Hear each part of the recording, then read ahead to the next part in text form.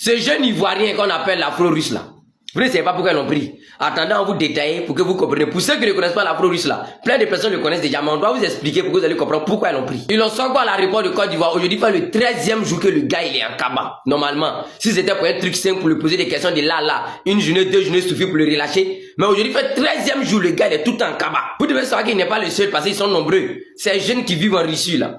Et celui-là, avant qu'il va venir, avant que lui va venir en Côte d'Ivoire pour venir faire son séjour là.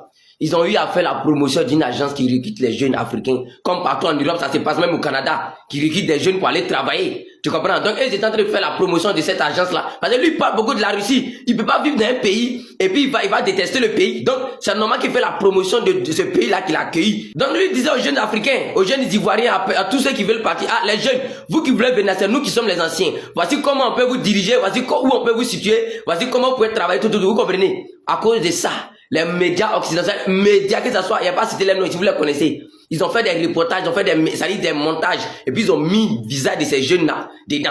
Pour dire qu'eux, ils font la propagande de la Russie. Eux, ils sont en train de diriger les jeunes Africains envers la Russie. Au lieu que ces jeunes avant aller vers l'Europe, pourtant, Europe, là, vous fermez vos frontières. À cause de vous, pour avoir vos visas, mais c'est un problème, pour avoir vos papiers, mais c'est un problème. À cause de vous, ces jeunes sont obligés d'aller traverser l'océan pour garder dans l'océan. Mais aujourd'hui, il y a la Russie qui est là, qui accueille les jeunes Africains avec les bras ouverts pour les soutenir. Et ces jeunes sont là pour orienter ces jeunes là pour dire, ah, voici si vous voulez venir, voici comment on peut vous accompagner, voici dans telle agence sociale où vous pouvez travailler, tout.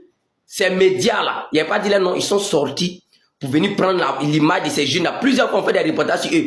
Ces jeunes là, ça veut dire qu'eux-mêmes n'ont même pas accès. Ils ont même interdit l'accès à l'Union européenne, à ces jeunes afro-russes là qui vivent en Russie là. Oui. Donc ces jeunes, l'Union européenne, même là, avec la France même, disent qu'ils seront traqués. C'est-à-dire ces jeunes là, ils seront traqués partout où ils seront. Vous comprenez? Tout simplement parce qu'ils disent qu'ils font la propagande de la Russie. Et le jeune lui s'est pas rendu compte, il s'est dit que bon, même si on me brobe chez eux là-bas, ça c'est en Europe, il n'y a pas de faire quoi là-bas. Moi ici, Ivoirien, je quitte ici et même mes placali au village, même boire mes banguilles ici à l'aise dans mon coin. Pourtant, il a oublié que la Côte d'Ivoire est devenue un département de la France. Donc vous comprenez mieux maintenant. Le jeune lui se disait quoi? Bon, c'est la terre de ses ancêtres, il est Ivoirien. Donc bon, il peut se rendre en Côte d'Ivoire quand il veut, déjà, c'est doi.